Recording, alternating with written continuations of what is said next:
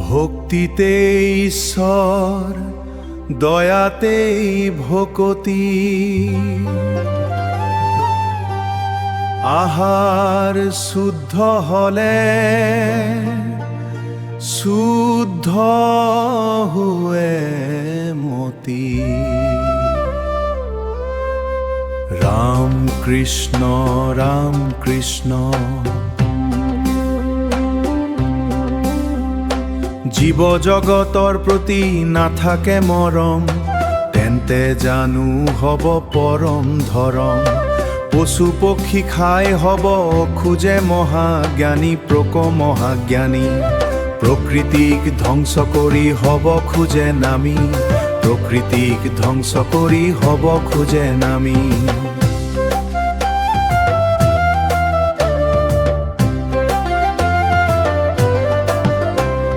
পশু পক্ষী জীৱকুলক কৰে অত্যাচাৰ, নকৰে কোনো জাতি কুলৰ বিচাৰ।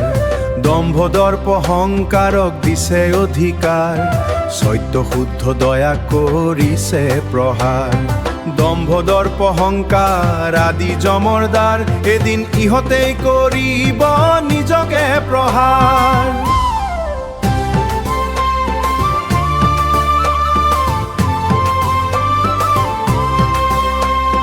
লোভাৰু মোহত যেতিয়াই পৰে, অহংকাৰ দুখানন তেতিয়াই বাঢ়ে।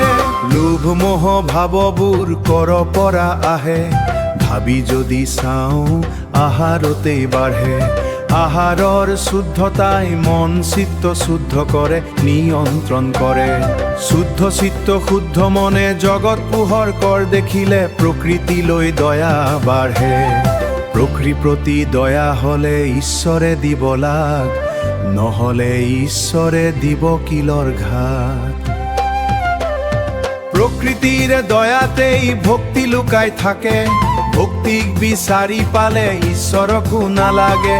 ভক্তি থাকিলে ঈশ্বৰে নিজেই লগ দিব নালাগে, তীৰ্থস্থান বগাব। ভকতৰ কৰ্মই হৈছে প্ৰকৃতি প্ৰতি দয়া, যাৰ বাবে ভকতে জীৱ নকৰে ভক্ত নহদ্ৰা। ৰাম কৃষ্ণ বুলি অধম সুন্দৰে কলো, মনত প্ৰকট হোৱা ভাৱৰ প্ৰকাশ কৰিলো। ৰাম কৃষ্ণ ৰাম কৃষ্ণ।